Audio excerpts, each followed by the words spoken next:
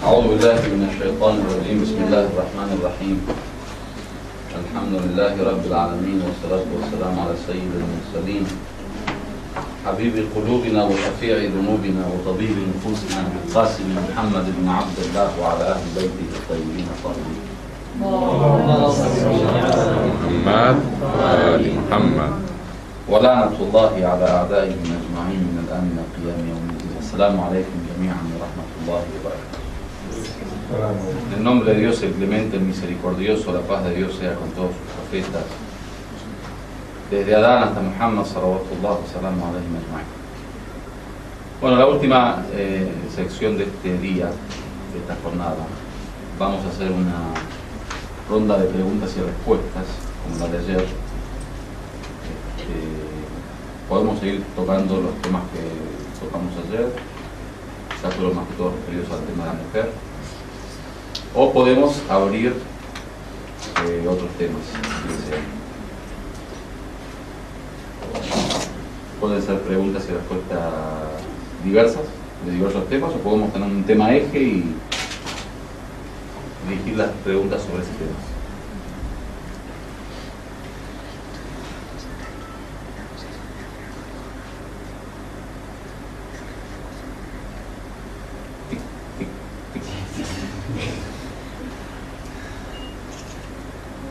Bueno, si no preguntan, pregunto yo. ¿Pregunto yo?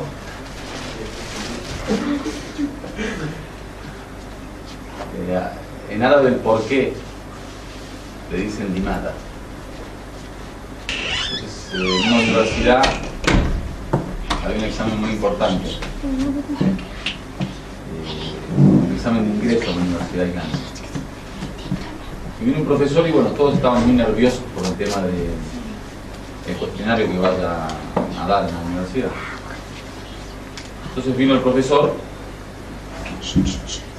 y escribió la palabra limada. ¿Por qué?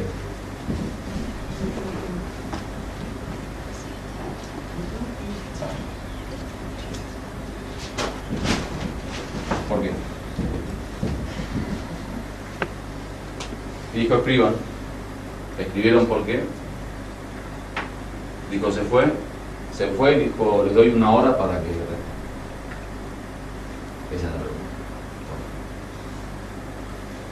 Entonces, bueno, uno dijo, porque el ser humano es el eje del universo.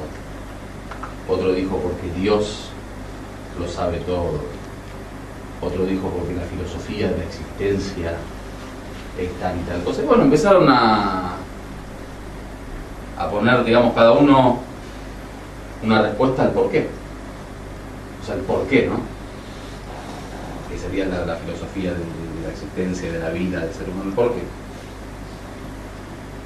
Se llevó después todas las pruebas, los exámenes, y al otro día vio que todos tenían un cero. Nadie había respondido bien. Dijo, la respuesta al por qué es porque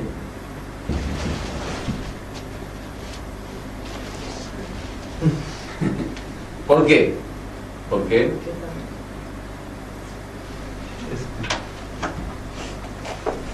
Allah. Entonces yo les pregunto, ¿por qué? Pero interesante, ¿no? ¿Les partió la cabeza? Esto parece un cono. Bueno, es para llenar los baches, porque me están dejando mucho silencio, entonces hay que intentar. Bueno, ¿hay alguna pregunta o no? Ya son todos sabios.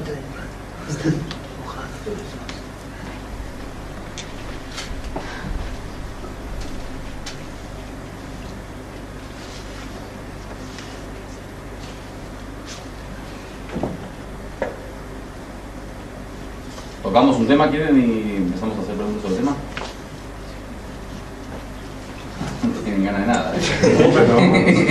Sí, pero decídelo tú el tema. Podríamos hablar sobre el tema de el hecho de vivir en un país no islámico. Lo que significa para el creyente vivir en un país no islámico. Sheikh, esa es la pregunta que me estaba diciendo ahora, Zainab, que hace... Bueno, dicho de otra manera, yo le estaba preguntando, digo, ¿por qué no preguntamos por qué en Occidente las mujeres cuando trabajamos tenemos que llevar el hijab igual que y con todos los problemas o muchas veces que eso supone? Bueno, más o menos, viva con el tema también. Sí, el tema de la dificultad, yo creo que hay una parte del Islam que se nos pasó de largo al momento de querer aplicar el Islam en Occidente. Y es que generalmente nosotros, como el Corán es la fuente, ¿no? Y la tradición profética también es la fuente, tomamos al Corán y la tradición como la base para nuestro comportamiento, nuestra conducta y para los límites de los halal y los haram. Que eso hasta cierto punto es correcto. Y es la realidad, digamos. Debemos tomar el Corán y la tradición como la. Pero yo creo que hay un eslabón de todo esto que se nos perdió a nosotros en Occidente. Y que desgraciadamente toda la bibliografía y el conocimiento y los sabios, los sheikhs que presentan el Islam, lo presentan desde un modelo no occidental. Es decir, que la aplicación de la sunna, que en su momento fue aplicada en la época del profeta, en Arabia, que llaman el profeta, en Meca y Medina,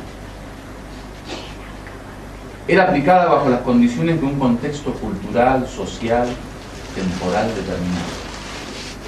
Y ese contexto tiene mucho que ver en los halal y los haram. Y tiene mucho que ver en cómo interpretar el Islam. Nosotros desgraciadamente hemos tomado el Islam con su fuente y con su contexto.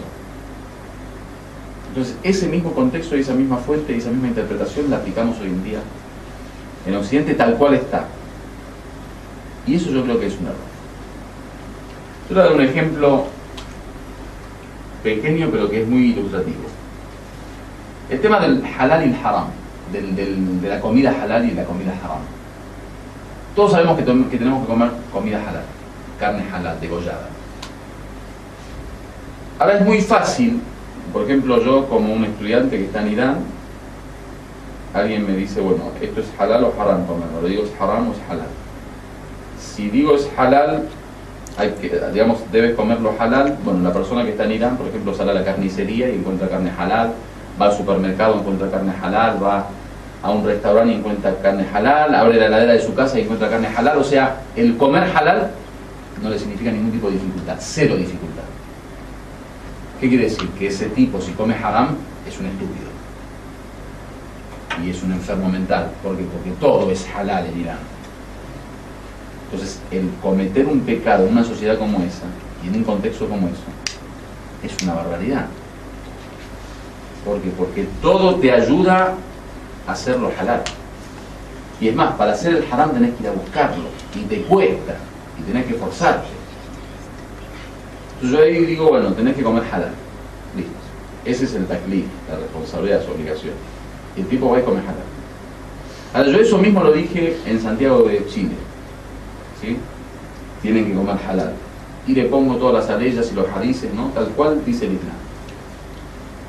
Ahora en Santiago de Chile, en todo Santiago de Chile está prohibido degollar. A no ser que sea bajo unas normas determinadas en ciertos frigoríficos que tenés que degollar mínimo 500 vacas o 1000 gallinas. Bueno, es una historia rarísima. Si no, para degollar hay que salir fuera de Santiago, o sea, 300, 400, 500 kilómetros.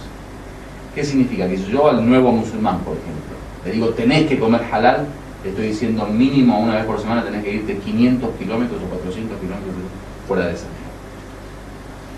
Entonces miren, como una misma ley, una misma fatua,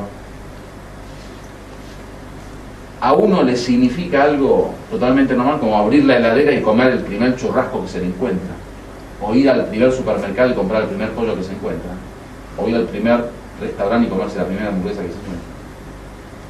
cero dificultad, y a otro le significa 300 kilómetros, 400 kilómetros, 500 kilómetros de viaje, tener que comprar una vaca para él solo, tener que aprender a degollar una vaca porque no hay carnicero, él la tiene, ¿verdad? Y traerse 500, o sea, 400, 300 kilos, 500 kilómetros a Santiago y tenerlo que enfrizarlo para que le quede durante un mes. Eso es una historia. Entonces ahí viene un poco lo que yo digo, cómo tratar con esa dificultad, especialmente con los nuevos musulmanes. Y es un tema muy complejo, ¿no? Porque a veces uno no tiene idea de, digamos, lo que puede significar en lo operativo, en la práctica, el cumplir con el Islam.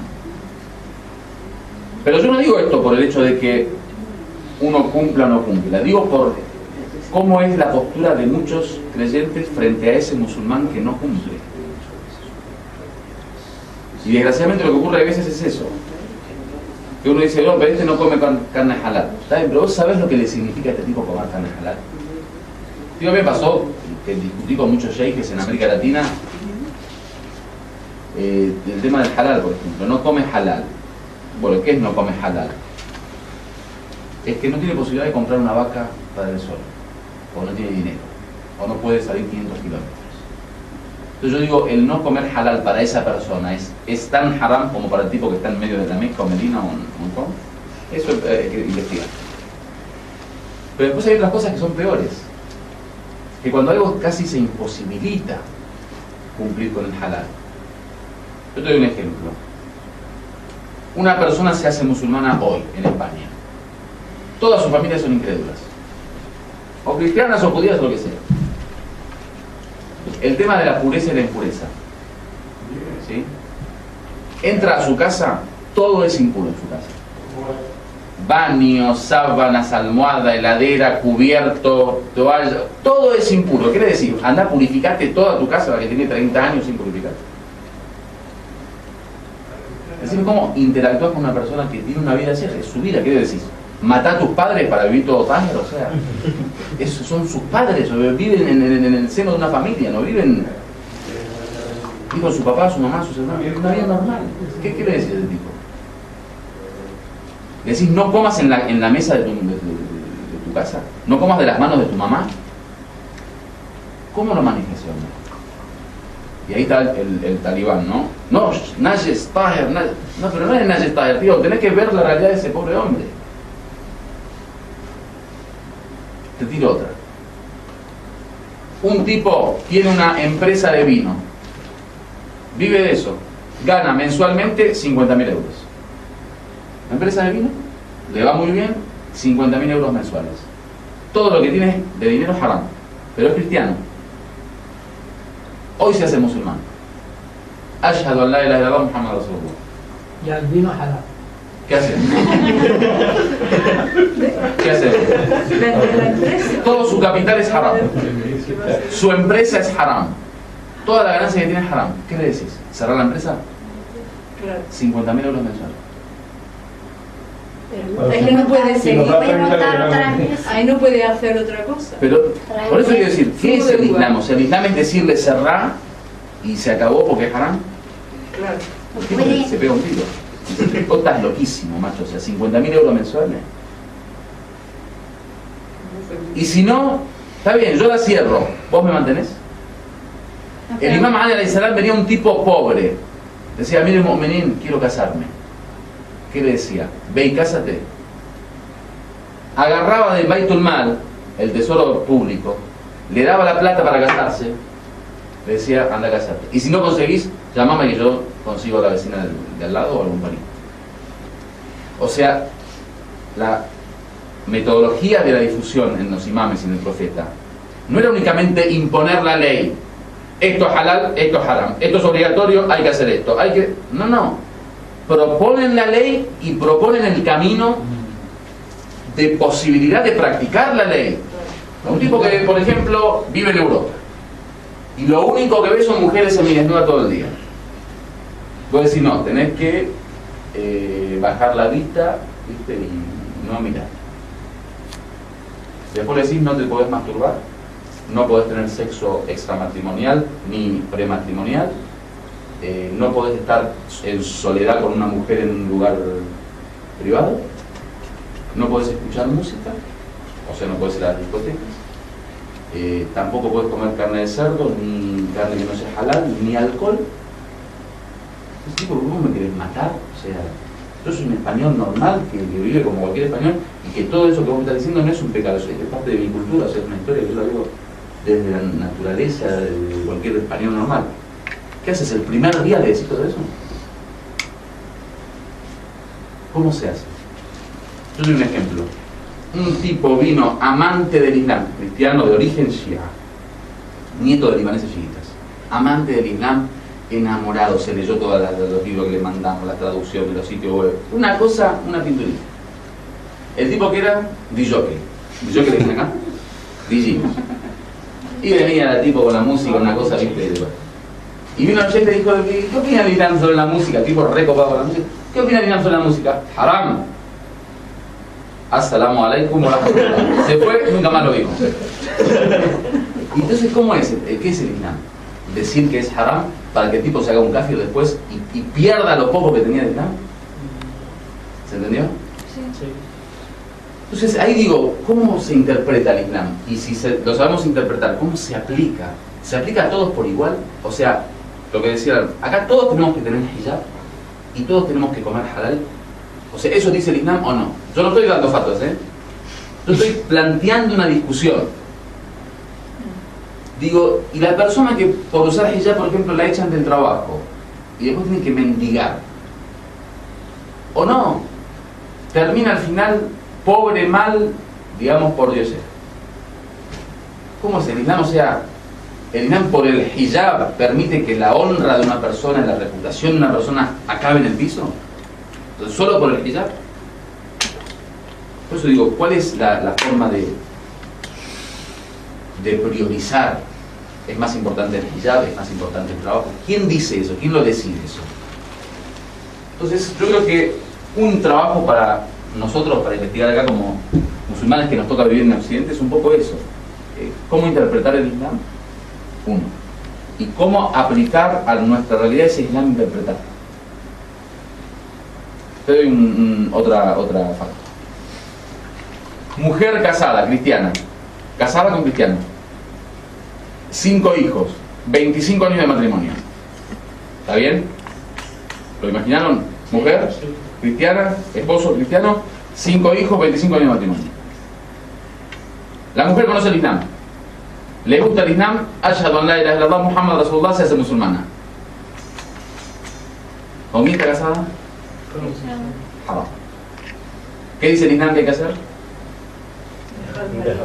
Separarse. Ahora decime, ¿vos vas a decir que el Islam le dice a esa mujer separate y quebrá esa familia y abandoná 5 hijos y abandoná cosas?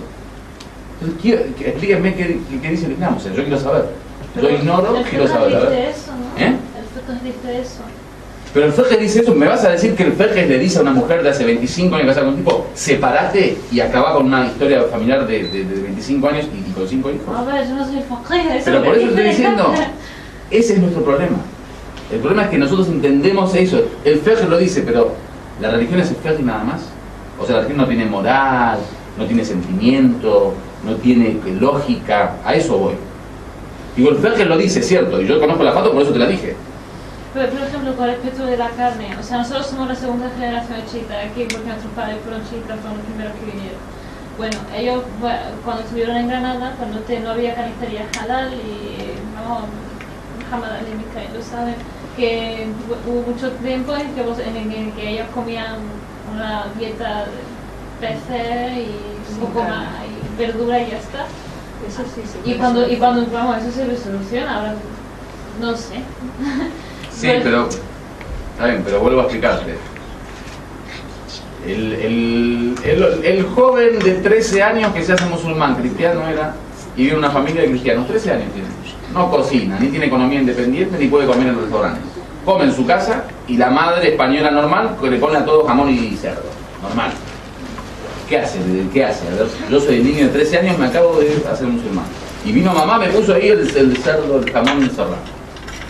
¿Qué hago? ¿Qué hago? Decime vos, ¿qué haces? Vas a tener que comerlo para sobrevivir, no tiene otra opción. Pero bueno, por eso hay que decir, nosotros sabemos lo que dice el Islam cuando dice haram. Sabes que es haram, pero si tienes, por ejemplo, un riesgo de muerte, un riesgo que podría terminar contigo, pues debes de hacerlo, te que sea haram o no. Ok. Y se hizo la taquilla para sobrevivir.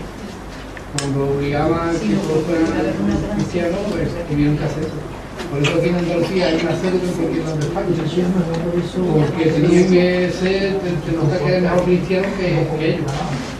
Y ahí viene el Filoteca, un tío que iba con un saco, con el cerdo. Sí, no se eleva, yo quiero a lo que voy.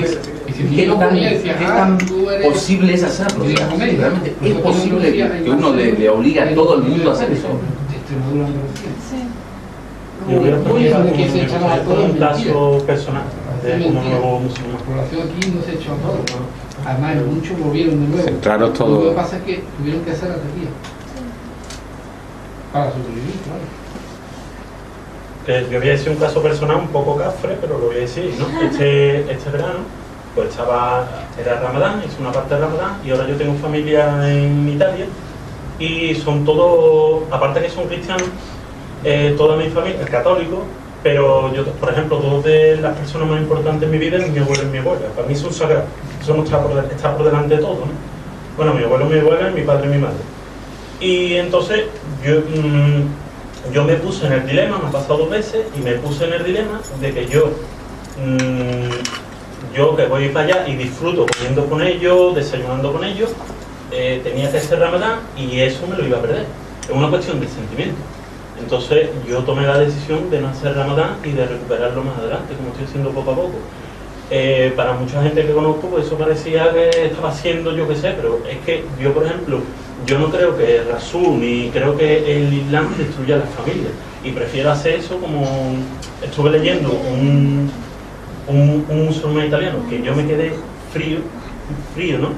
Era un chaval normal y en un año, bueno, él lo mataron en Siria. Acabó siendo un salafista de hecho horroroso, con las barbas, todo. Y dice tú, bueno, yo prefiero hacer como yo soy, con todas mis faltas, y no pretender ser aquí un iluminado, a acabar como esta persona que es que al final utiliza el Islam para despersonalizar a esa persona, las aíslan de la familia y la utilizan y al final hacen con ellos lo que le dan la gana. Entonces se está viendo un Islam verdaderamente que está entrando aquí, la gente lo está rechazando y no está aprovechando la oportunidad de compartir el Corán y de compartir todas las enseñanzas, porque la gente lo que se fía son los medios de comunicación y bueno, es una cosa, vamos, que lo digo sin problema. Yo a lo que voy es que al fin y al cabo la comprensión de la realidad social y cultural de los pueblos es fundamental al momento de interpretar el Islam y aplicar. Yo les dije a los hermanos el tema de las aleyas mequinenses y las medinenses. En toda la época de Meca no existía ley. O sea, en los 13 años que el profeta Salawatullah wa salamu alayhi vivió en Meca, no impuso ni una obligación a los primeros musulmanes. O sea, la ley recién comienza en Medina, ¿sí? Cuando es un estado. ¿Y cómo comienza en Medina? No de un día para otro, comienza paulatinamente. Todo ese proceso que al profeta le llevó 13 años de Meca sin ley y 10 de Medina con una ley paulatina, nosotros de un día para otro queremos que el nuevo musulmán lo recupere. Te digo, a mí me pasó. Yo enseñé Islam a un grupo en Venezuela, después yo viajé, ese grupo vino a hacer la shahada. Un tipo que se convenció del Islam dijo, macho, yo quiero ser musulmán. Fue a hacer la shahada, lo agarró un de estos medios clichés talibanes y ganí. No, ¿cómo shahada sin ghusl? A su casa hacer ghusl. Ya lo tengo. Pará, campeón. Bajá la velocidad un poquito. Vos, no tienes ni idea de nada. Lo único que es decir su shahada y dormir tranquilo, ¿viste? Lo mandaste a bañarse, derecha, izquierda. Y esa gente se escapa. Esa gente no quiero entrar nunca más en tus entrenamientos. Pero también se hace shahada ya es Ya es Pero no importa, aunque no la haga, aunque quede todo impuro, pero que haga la shahada el tipo que se haga musulmán, después pensamos qué hacemos con su tajada. Tú sabes lo que voy. El tema del hijab del mismo modo. La tipa recién está comenzando un poquito a aprender. Si no le pones hijab de arriba abajo, ¿viste? No entra al centro islámico. Un caso en Chile tuvimos. Una mujer, conociendo el Islam, también enamorada del Islam y todo eso. Nosotros, ¿viste? Cuando vemos una persona que está interesada, hacemos malabares para que la gente permanezca y, digamos, le guste el Islam y que se enamore del Islam. Un año de trabajo con esta mujer. Venía y nosotros, viste, simpáticos, nos sentábamos, venía el director del centro y le damos de comer y tomamos café. Y, ¿viste? Una historia muy linda como para que, de alguna manera, o se enamora del Islam o se enamora de nosotros. Bueno, la cosa es que la tipa estaba muy convencida. En una de estas visitas que hizo al centro, yo no estaba de viaje, como de costumbre. Y había otro sheikh, medio talibanón también. La cosa es que este sheikh imita, o imitaba en su momento, a un ayatollah que no permite ver el rostro de la mujer. O sea, mirar al rostro de la mujer directamente, ¿no? Entonces, imagínate, ¿no? Una tipa en Chile, que recién está conociendo el Islam. La tipa se sentó acá, ¿viste? Y mirando al sheikh, ¿no? Yo soy el sheikh. Y el tipo se sentó así. No, porque el Islam es muy bello, es una religión muy, muy bella. Pero eso ya es ofensivo a la mujer. La tipa dijo, pero es un animal, esto sí, porque es... A veces a mí me ocurrió, pero yo lo entendí. Bueno, pasó esa. Para arreglarla, el director del centro es muy democrático, muy light como nosotros. Laico. Light. Ah, pero laico. Light en el sentido de, digamos, de buena onda en el... Entonces dijo, bueno, para arreglarla la invito a almorzar. Al centro islámico, todo bien. La invito a almorzar y estaba el sheikh ese también. La tipa se sienta acá, una mesa de 3 metros, el tipo se sienta allá, el sheikh. Como una cosa, viste, de que tiene sida, viste, la tipa allá. Después de ese segundo encuentro, se fue la mujer, no la vemos nunca más. Entonces a eso voy. Digo, aquel marja que le dijo a este sheikh, no mires el rostro de la mujer, ¿estaba hablando de Islam? O sea, no sé si me entienden. Esa misma ley, digo, es Islam cuando esa misma ley me hace escapar a una persona del Islam y que termine odiando el Islam. Por eso digo, ¿cómo se aplica? ¿Quién es el que decide que acá tengo que mirar o no tengo que mirar? Sobre eso creo que hay mucho por trabajar. Hay mucho por trabajar.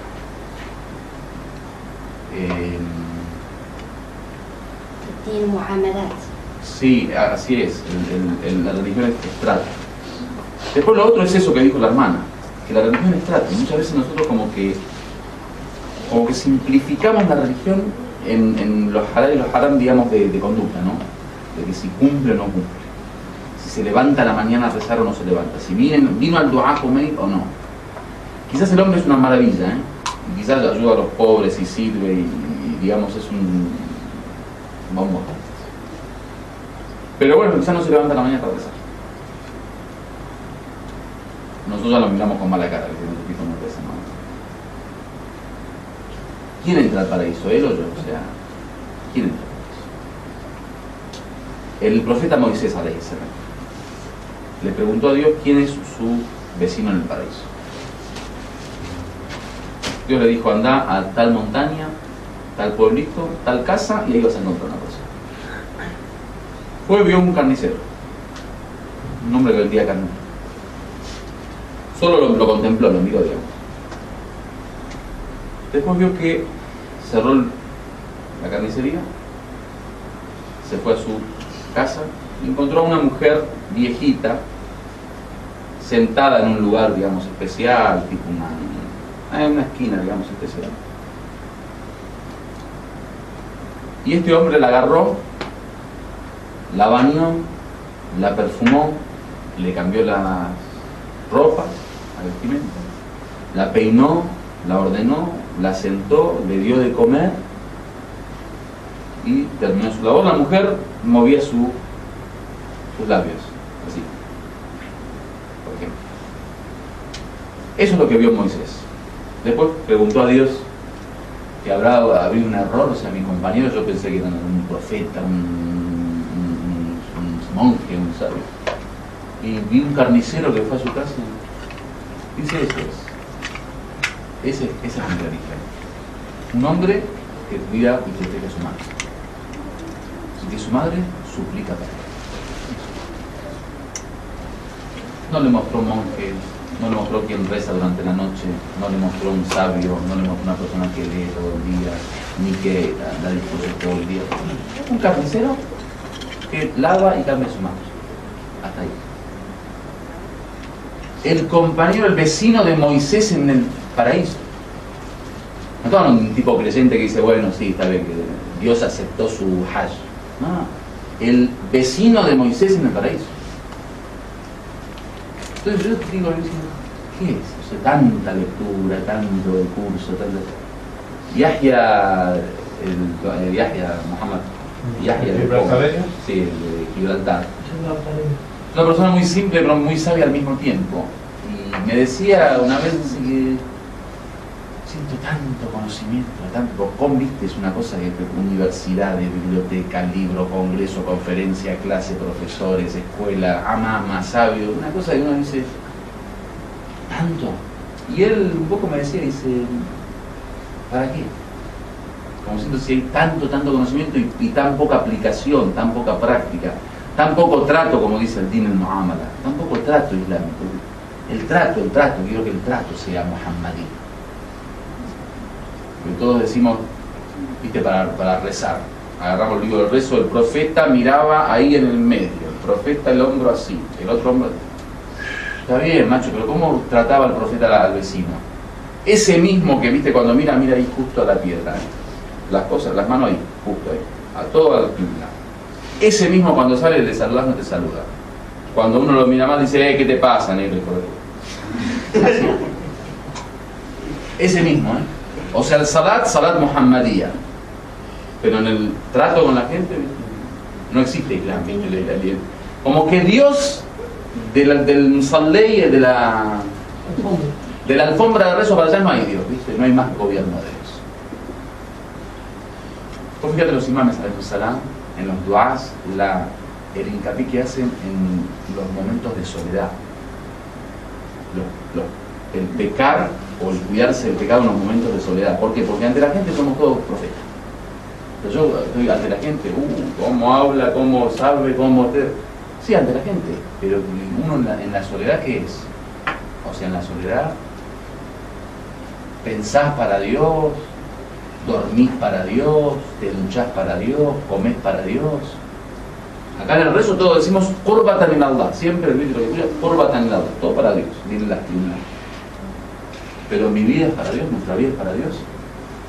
Eso es el Islam, la soledad. Esas 8 horas que están Eso pasa también en Marruecos. Hay muchos marroquíes que después del Hajj, a la vuelta, vuelven y cambian sus nombres. Entonces la gente llama sus nombres, sus propios nombres, le llaman al Hajj, el Hajj. Entonces sus comportamientos no se cambian. Siguen igual, tratan a la gente mal. Y eso peor, porque le llaman Hajj, pero ellos no aceptan que le llaman con sus nombres. Aceptan Hajj, pero no aceptan que se cambien sus comportamientos hacia la gente, tratan a la gente bien. Hay muchos. Entonces es un problema, digamos. Entonces yo quería eso, un poquito que tengamos una reflexión sobre qué es el Islam, o sea, qué es la religión. La religión es leer mucho, es tener, digamos, años de estudio, es rezar todos los días muy lindo, es leer el Corán con voz linda, o puedes usar un hijab perfecto que te queda maravilloso y que nadie te puede ver un pelo, uno, A mí no se me ve un pelo, es el orgullo. Pero te habla mal de la gente, miente, cuando te puede traicionar te traiciona. O sea, como decía un compañero que ha venido al Líbano, dice, el Líbano te dicen, hazla usarla. Estamos diciendo con la mano de bienvenido. Con la misma mano. Ayuda, ¿qué? Bueno, que inshallah Dios nos permita, si Dios quiere, poder ser muhammadíes tanto en la acción como en el pensamiento, en nuestra vida, en nuestra forma de ser, en la soledad especialmente, con nuestros parientes, con nuestros allegados, con nuestros padres. Ayer leía una súplica, un hadiz de un compañero del Imam Ali alayhi salam, que viene y se queja de que el rizq, el sustento de Dios, dice, se me redujo, se me hizo más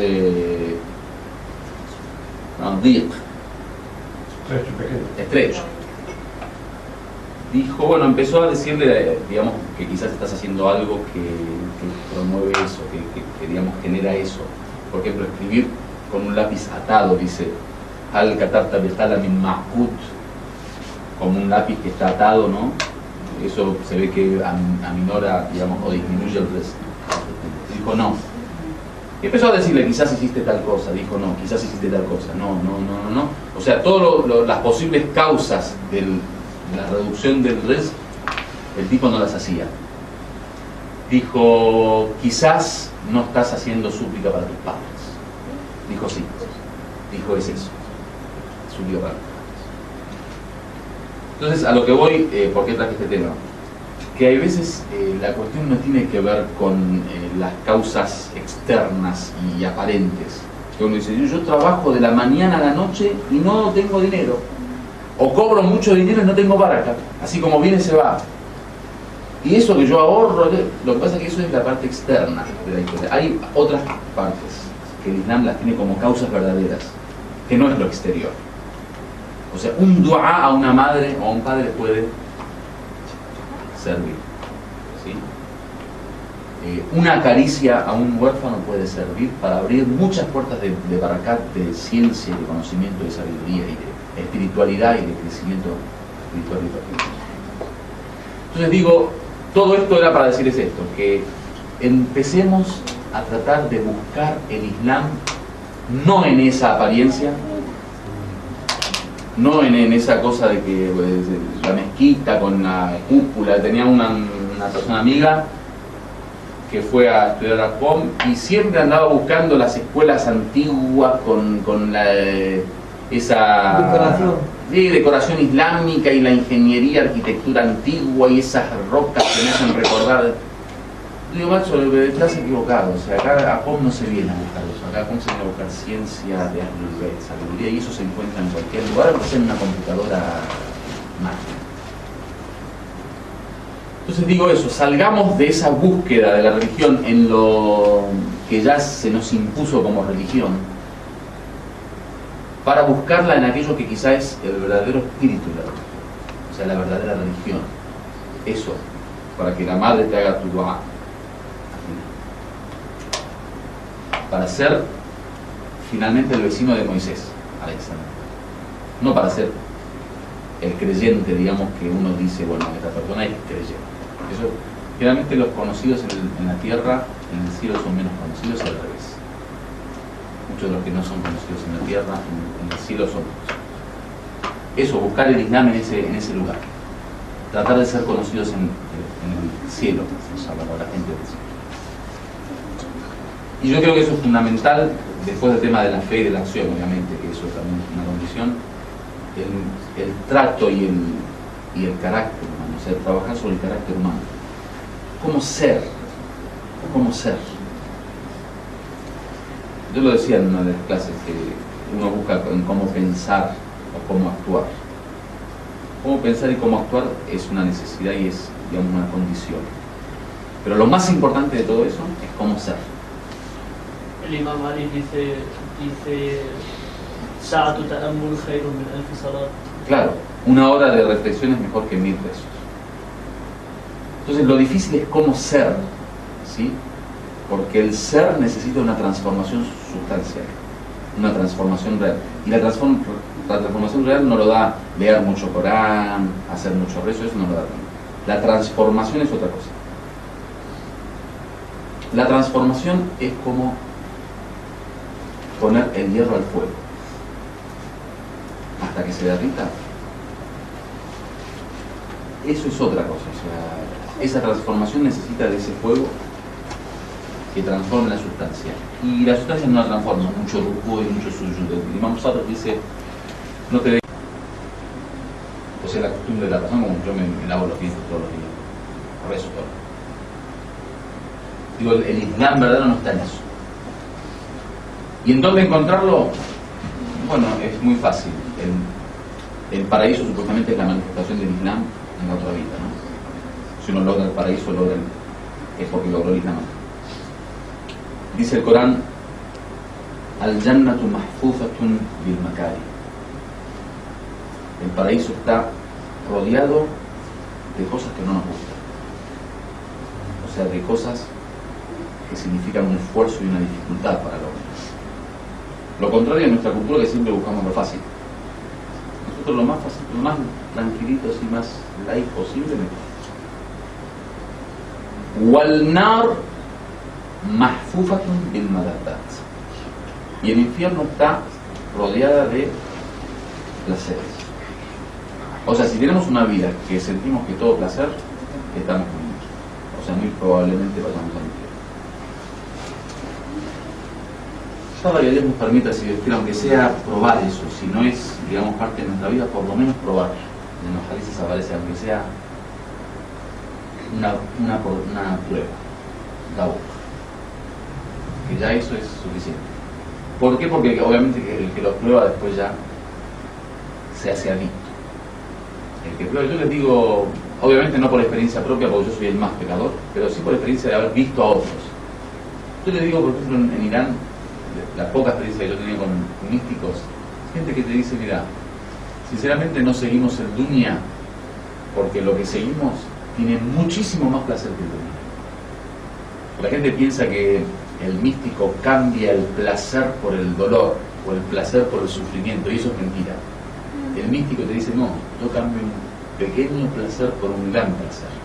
Dice, si supiera la gente el placer que hay en la verdadera adoración de Dios, Azza wa Jal, cambiaría todo el universo por eso. Cuando vinieron al Imam Sadr alayhi salam, una persona que era pobre, dijo, me quejo por la pobreza, dijo, estoy dispuesto a darte la riqueza de todo el universo si deseas. Dijo, sí. Dijo, dame tu creencia en nosotros. Te cambio tu creencia en Dios y en Ahlul Bayt por toda la riqueza del universo. Dijo, no. Dijo, entonces eres rico. Entonces eres rico. Entonces eso, tratar de empezar a buscar el placer de la religión. Porque hasta ahora, por lo menos mi experiencia, uno vive la religión como un peso, como una obligación, una carga, una responsabilidad. Tengo que rezar, tengo que... Nadie dice quiero rezar. ¿Sí o no? Alguien dice, mañana quiero ayunar en mes de Ramadán. Mañana tengo que ayunar. O sea, me lo impusieron de arriba y bueno, aguantátela. ¿Sí o no? La diferencia entre el aref, el místico, y la persona normal es que la persona normal ve en la religión una obligación y el místico ve un placer. El místico ve en la adoración y en la devoción la belleza verdadera que es Dios. Entonces cuando ve la belleza, como diciendo, ¿para qué ver esta fealdad, perdón ustedes, esta fealdad cuando está esa belleza? Dice uno de los místicos que como que todo lo que uno ve de belleza es Dios vestido de María y de Juanita. Entonces, si nosotros logramos eso, aunque sea probar que la religión tiene placer, o sea, sentir placer en la religión, hemos logrado quizá el 50% del verdadero sentido de la devoción. Es muy difícil, ¿eh? O sea que lo que hoy es para nosotros una obligación impuesta, una imposición y que tenemos que hacerlo, se transforma en un placer. Quiero hacerlo, el místico. Viste que nosotros cuando termina el cuarto raka decimos alhamdulillah. Viste que es así. Yo por lo menos termino de rezar, no quiero saber para nada con el resto. Hasta el Marvel, no, que no me toque la puerta. El místico dice, dame más. Dame más racas.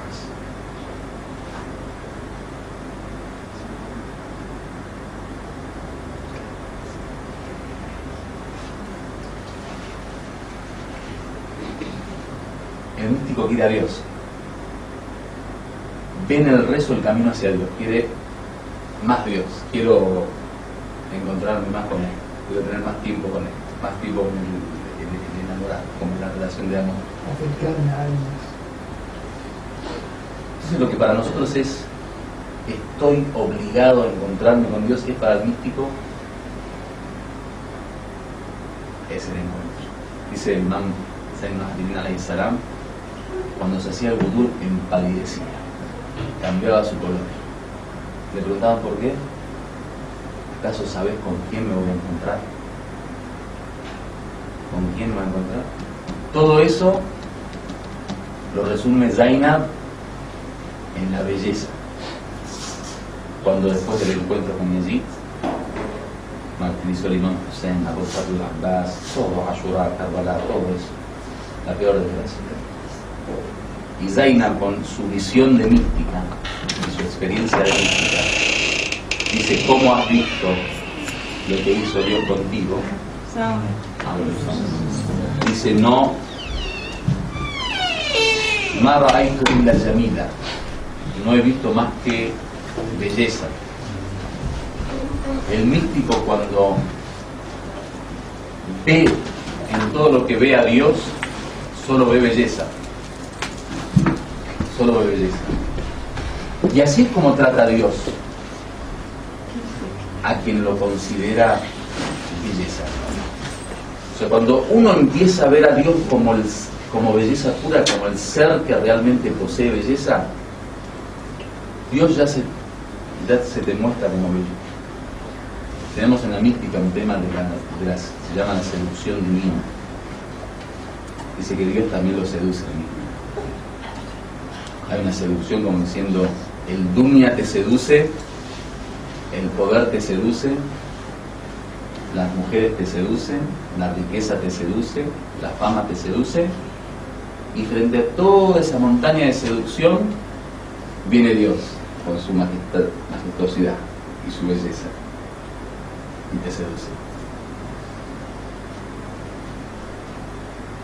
Un místico que nos daba clase en Irán, recuerdo, se llamaba Ayatollah Zahedi. Decía, el musulmán tiene que llegar a un estado en donde todo lo que ve, lo ve con los ojos de Dios. Y cada vez que quiere nombrar algo, decía la palabra Dios en árabe, en persa, Jodó. Decía Jodó, Jodó, Jodó. Como diciendo, todo es Dios. Dios, Dios, Dios.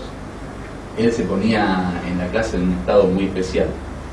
Decía Islam, Islam, Corán, Corán, Allah, Allah. Todo, o sea, llenar la vida del hombre de Corán, Corán, Islam, como diciendo, me alimento del Islam, me alimento de Dios, del Corán, Ahl Bayt, Muhammad, Al Fatih. Ese es el sentimiento que el místico logra en su encuentro con Dios. Y la forma que uno tiene que ver el Islam, eso que decimos Islam. Amir al-Mu'minin tiene un hadith muy interesante que dice: al Islam huwa taslim, la entrega. ¿Qué es lo que significa entregarse? Una entrega. Uno se entrega, de hecho.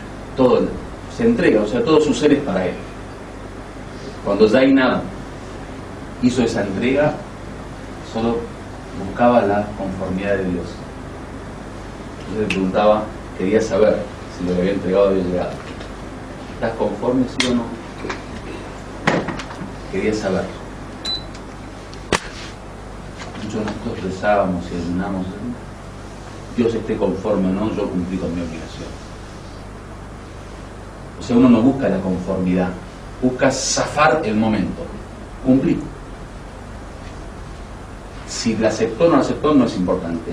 Abbas el-Qummi, el autor de este libro, Mafatih al-Jinan, famoso libro de súplicas que leemos siempre,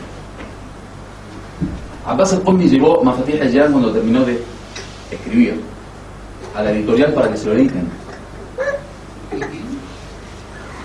Luego de haber pasado la copia de Mafatih al-Jinan al editor,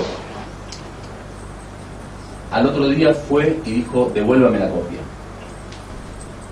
Y dijo: ¿por qué? Dijo: devuélvela, después hablamos. Se la devolvió y durante un año no supo más nada de él.